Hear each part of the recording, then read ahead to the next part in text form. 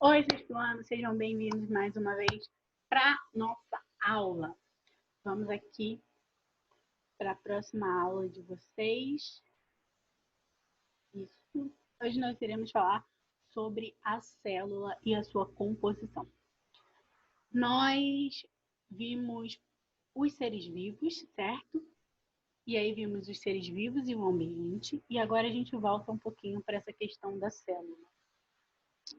Vai iniciar aqui, ó, na página 305. Então, abre aí seu livro, seu caderno e vamos começar a nossa aula. Nós vimos lá no assunto anterior, né, nos seres vivos, que os seres vivos eles são formados de células através da teoria celular, né? Então, se esses seres vivos são formados de células, nós temos que conhecer essas células e entender suas diferenças, porque nem todas elas são iguais. Nós vimos duas células diferentes, células eucariontes e células procariontes. Vamos relembrar isso aí. Eucarionte quer dizer que ela tem carioteca, que ela tem uma membrana que envolve o seu DNA. A procarionte não tem carioteca. O DNA dela fica solto no citoplasma. Então, essa célula procarionte, ela é o quê? Elas são bactérias, né? Nós vimos que são presentes no reino Monera, no reino das bactérias. As eucariontes estão nos outros reinos. Então, os fungos, os animais, os vegetais, os protozoários, todos eles são células eucariontes, tá bem? Eles têm essa membrana que envolve o seu núcleo. Mas nem todas as células eucariontes são iguais. Também temos isso.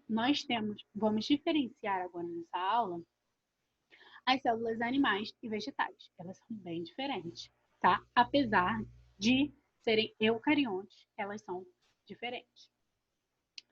Vamos para um princípio da célula. Toda célula tem que ter membrana plasmática, mesmo lá aquelas procariontes. Tem que ter membrana plasmática, citoplasma, presta atenção, membrana plasmática, citoplasma e o seu DNA, tá? Todas elas têm uma organelinha chamada de ribossomos também. Mas depois a gente vê o que é isso. Então, essas são as principais. Elas têm membrana plasmática, elas vão ter DNA e um citoplasma. Isso é o básico de toda célula. Só que as células eucariontes, elas têm uma grande diferenciação. Elas têm algo chamado de organelas celulares. Professora, o que é organelas? Organelas significa pequenos órgãos. Dentro da célula, a gente vai realizar muitos processos, como respiração celular, digestão celular. Onde é que você já ouviu falar essas palavras? Respiração, digestão. Nos seus órgãos grandões, né?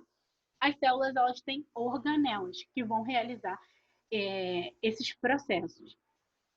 Então, elas vão ter várias funções diferentes. Vamos ver quais são essas organelas e quais são as funções delas. Lembrando que células animais e vegetais têm algumas diferenças, tá? Aqui nessa primeira fotinho bonitinha, a gente vê uma célula super cheia, super colorida, tá bem?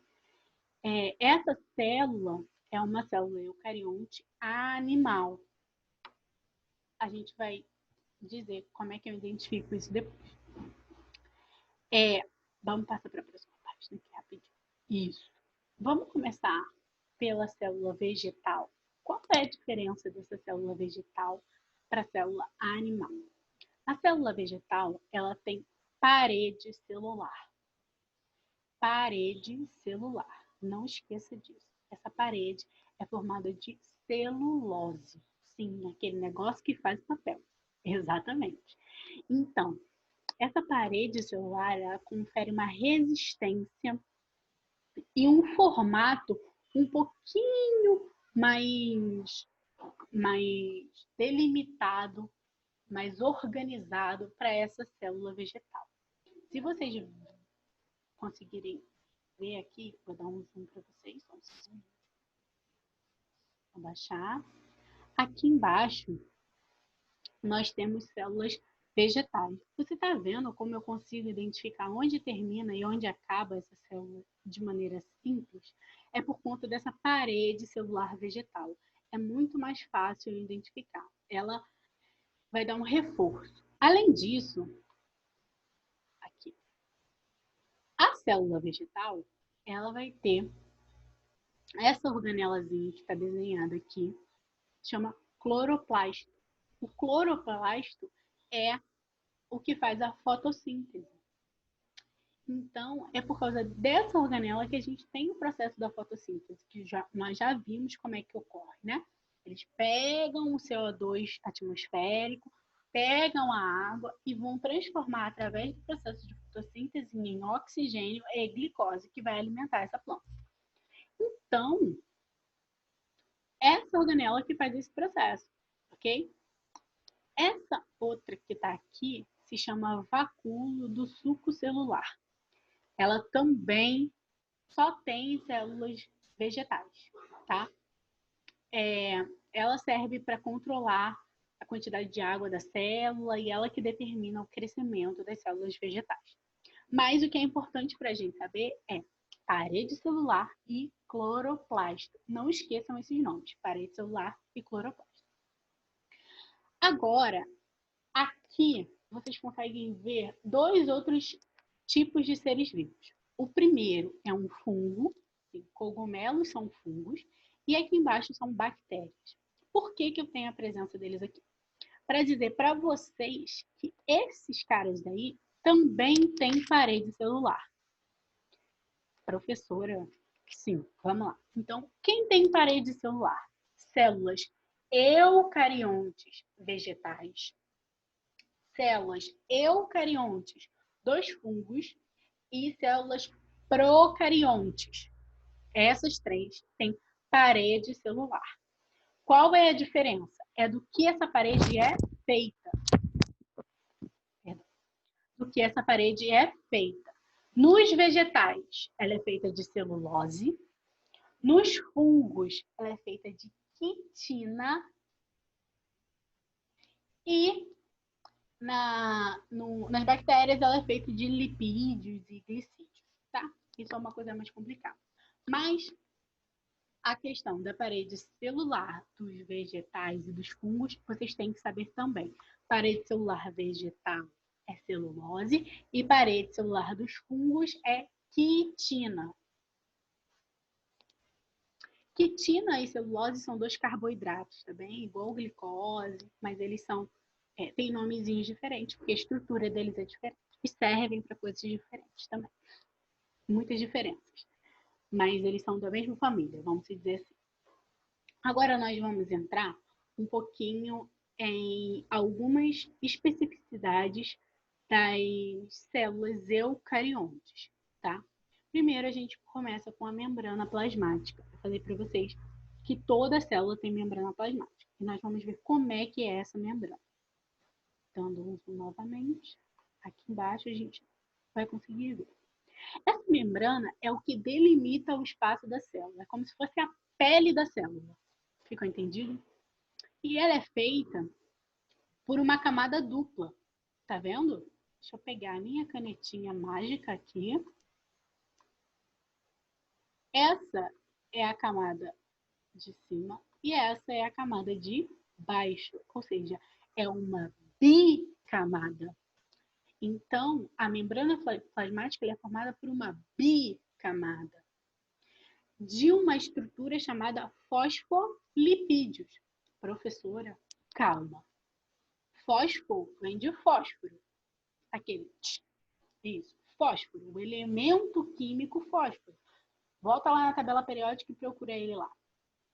Elemento químico fósforo. E lipídio. Lipídio é gordura.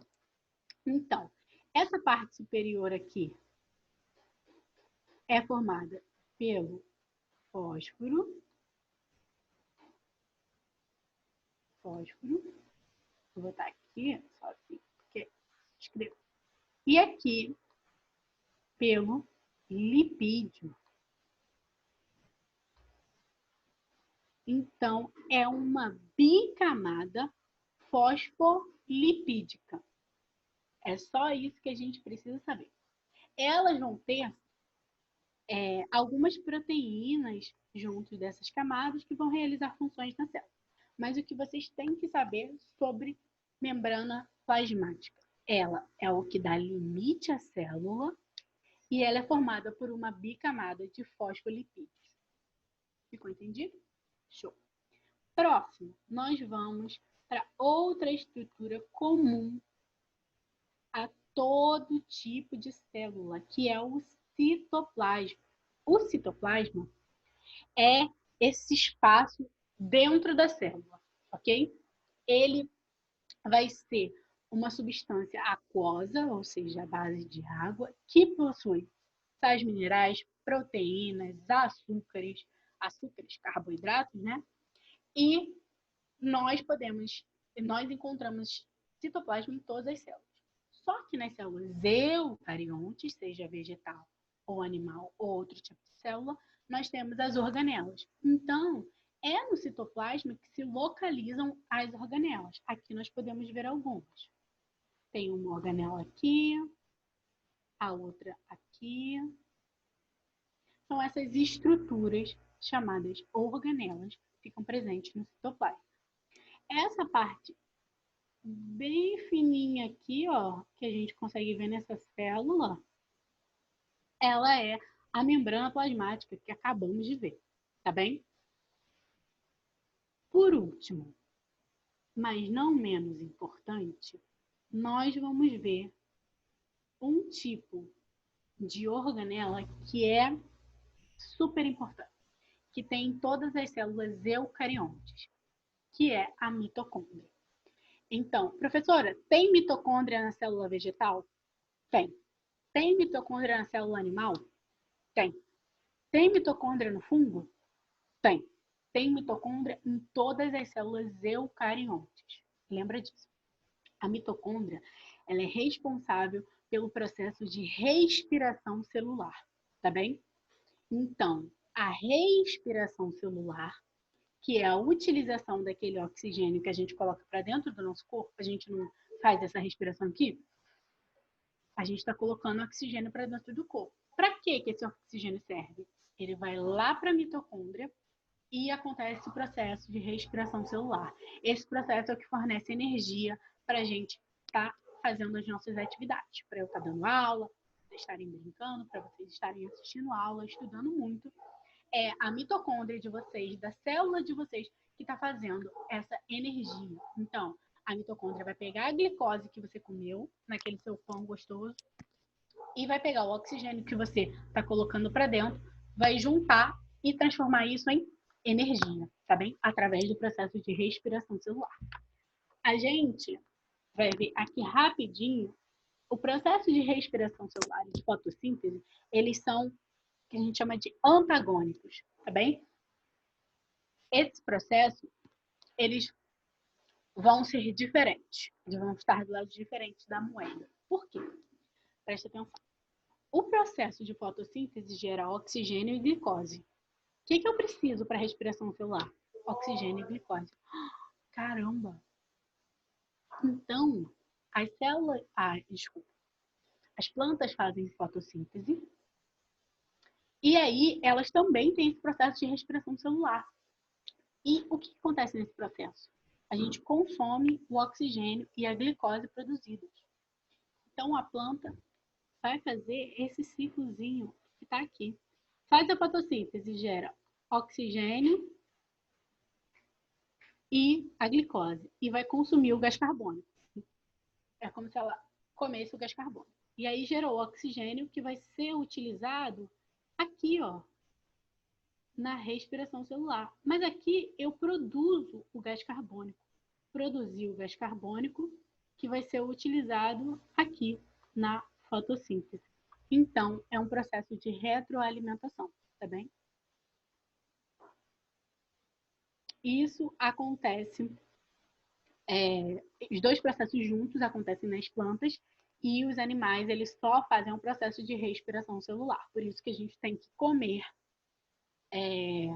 plantas, a gente tem que comer outros animais, a gente tem que comer outros seres vivos para obter essa energia, tá bem?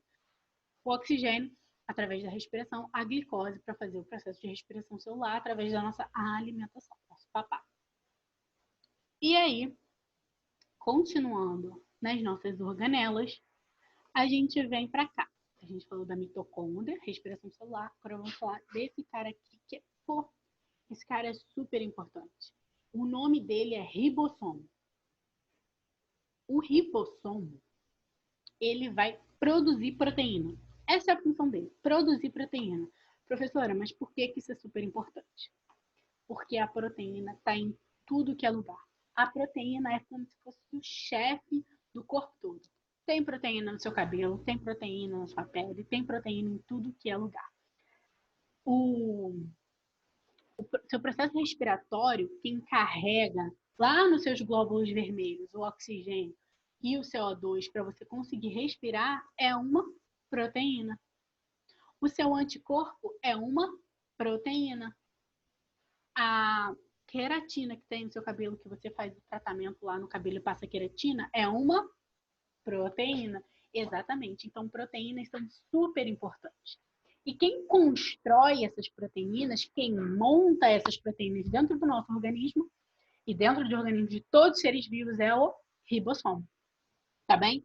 O ribossomo, a gente vai encontrar ele em células eucariontes, células procariontes, tá? Em células eucariontes vegetais, animais, todos os tipos, e nas células procariontes também. Essa é a única organela que vai estar presente em todos os tipos de célula, porque ela é muito importante, como eu disse. E aí, esse daqui também é bem legal.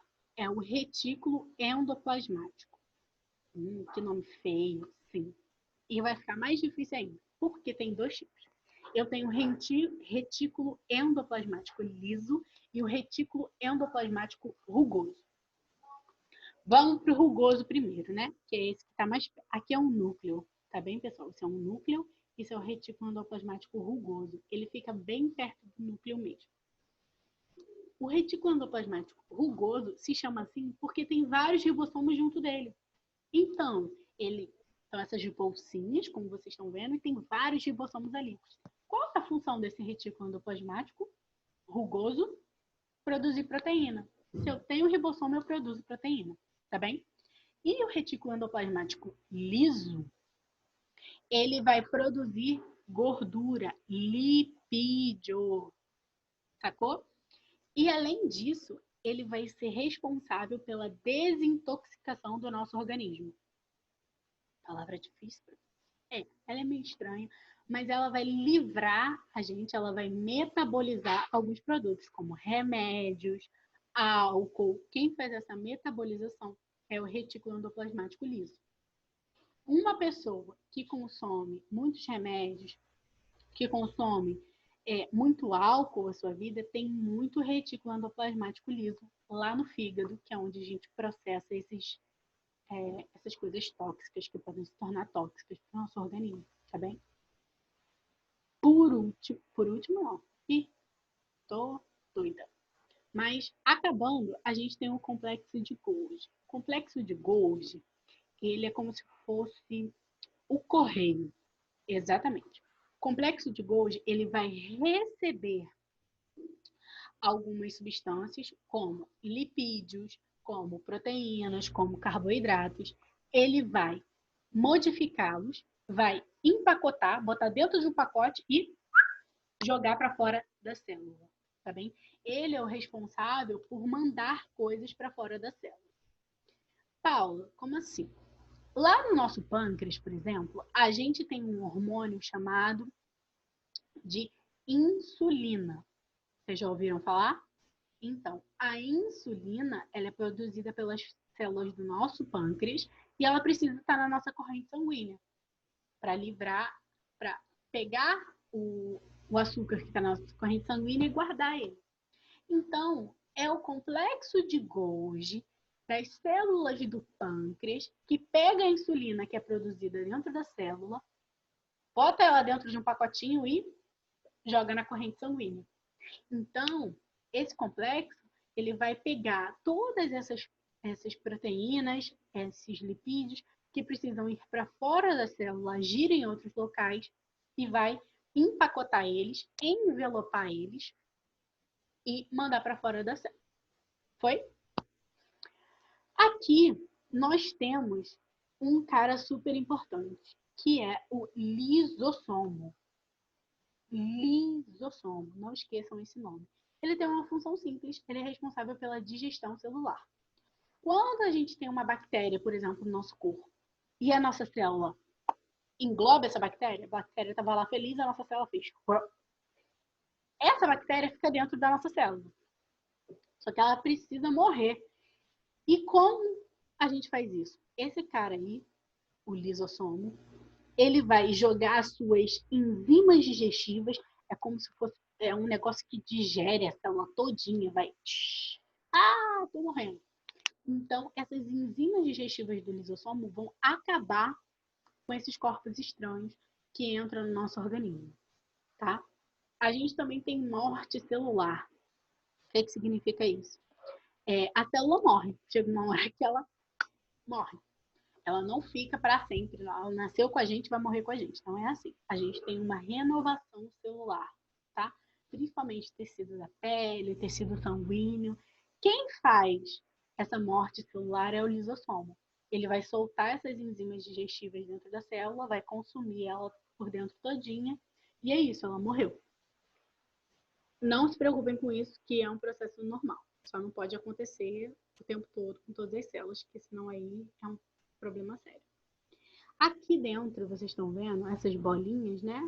É a representação dessas enzimas digestivas. É como se fosse lá o nosso suco gástrico do estômago, tá? E vocês estão vendo que ele é todo envelopado, ele tem essa parte amarela, ele tem essa parte verde, sim, porque essas enzimas precisam estar bem guardadas. Elas não podem ficar entrando em contato com o resto da célula o tempo todo. Foi? Os próximos. Eu vou passar bem rápido, porque essa parte não é muito importante para vocês agora, no sexto ano. Os centríolos, eles são responsáveis pelo formato celular e principalmente pela divisão da célula, tá? Eles estão super presentes lá na divisão celular, porque são eles que vão separar a célula. E, por último, nós temos o núcleo. O núcleo a gente já deu uma conversada, né? Ele tem várias coisinhas dentro dele, mas o que a gente precisa saber é que no núcleo a gente tem o nosso DNA, ok? No núcleo a gente tem essa molécula, que é a molécula informacional. Ela que passa a característica do pai para o filho, para o neto, para o bisneto, de todos os seres vivos, de todas as espécies, de todos os tipos. E é isso. A maioria das células é mononucleada, ou seja, tem um núcleo só, mas tem células que não têm núcleo e tem células que têm mais de um núcleo, tá bem? Por exemplo, a gente está vendo aqui é uma hemácia, um glóbulo vermelho, né? Vocês já devem ter ouvido falar dela, essa bonitona aqui. Ela não tem núcleo, ela é anucleada. Por isso que o tempo de vida dela é curtinho. Dentro de 120 dias, ela tá morrendo. E aí, se renova. Não acho que você está perdendo hemácia só, não. Tem mais vindo por aí. E tem células que são polinucleadas. Que, por exemplo, isso aqui é uma célula muscular. Ela tem vários núcleos, porque ela precisa estar produzindo coisas o tempo inteiro. Células que têm alta taxa de atividade, elas têm mais de um núcleo. Espero que vocês tenham entendido. São algumas organelas, né? Mas não fiquem assustados, porque elas não são difíceis. Aqui, façam essa primeira parte, esse primeiro exercício, que ela é primeiro e esse segundo exercício. Esses dois exercícios para a gente fixar isso bem na cabeça e o resto a gente faz junto. Qualquer dúvida a gente vê lá no Zoom. Só esses primeiros exercícios aqui, igual lá na outra aula, tá bem? Então, é isso. Façam os exercícios, estudem bastante. Beijos e até a próxima aula.